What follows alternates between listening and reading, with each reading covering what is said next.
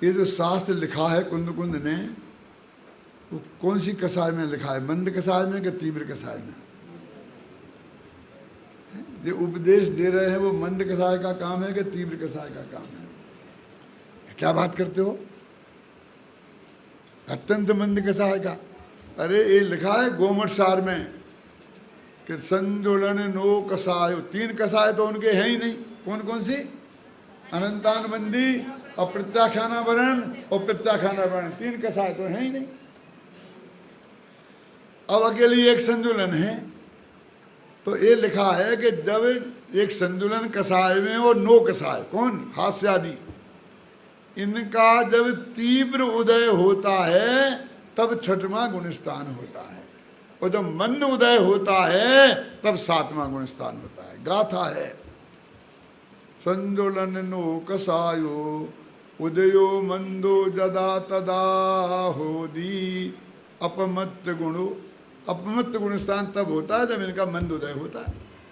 तो ये तीव्र कसाय का उदय हुआ ना संजुलन का, तब वो 6वें में आया, और ये सारे कार्य 6वें में हुए, तो ये तीव्र कसाय में हुए हैं, समझ लेना। क्यों? आप समझते हैं तीव्र कसाय में हुए क्यों?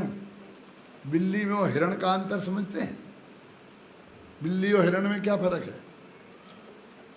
बिल्ली दूध पी रही हो, तुम 3 डंडे मारो तो वो पीना छोड़ेगी नहीं।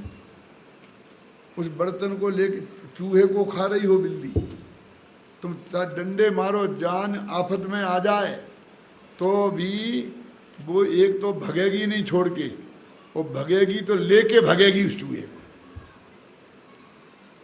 समझे ना?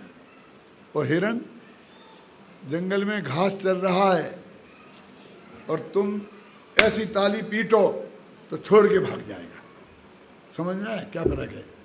उसे इतनी मंद कसाय है उस भोजन करने में कि जरा सा बिघने आवे तो उसे मुनिराजों जैसा अंतराय हो जाता है, भाग जाता है।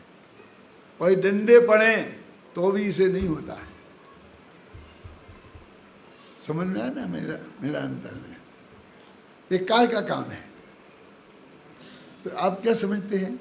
जो 7वें गुणस्थान में आत्मा के अनुभव में से बाहर आया है, वो बिल्कुल एयर कंडीशन में था, वो अंदर बैठा बहुत आनंद में मग्न। क्यों?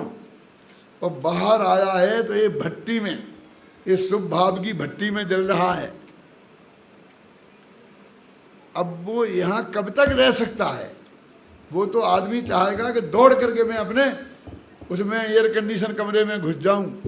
बाहर भयंकर लू चल रही हो तो वो निकलता है क्या? और निकले बाहर तो वो साधारण बात नहीं है। क्यों? एयर कंडीशन में रह रहे हैं और फिर जाकर के ऐसे गांव में गर्मियों के कौन से जुलाई में, जून के महीना में, मई के महीना में शिविर कर रहे हैं, पसीना से तरबतर हो रहा है और कोई सुविधा नहीं है, और वहाँ जंगल में पड़े हैं। क्यों? तो मंद कसाय में पड़ा रह सकता है कोई आदमी? कि साहब शिविर है, प्रवचन करना है, लोग धक्का मार रहे हैं, विरोध कर रहे हैं, फिर भी मैं तो करूँगा प्रवचन, तो ये मंद कसाय में हो सकता है क्या?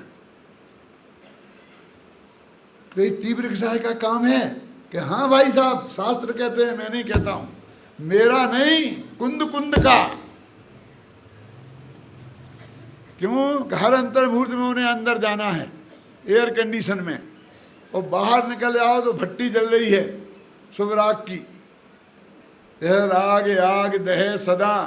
और तब उन्होंने एक ग्रंथ लिखा, तब उन्होंने प्रवचन में कुछ बात कही।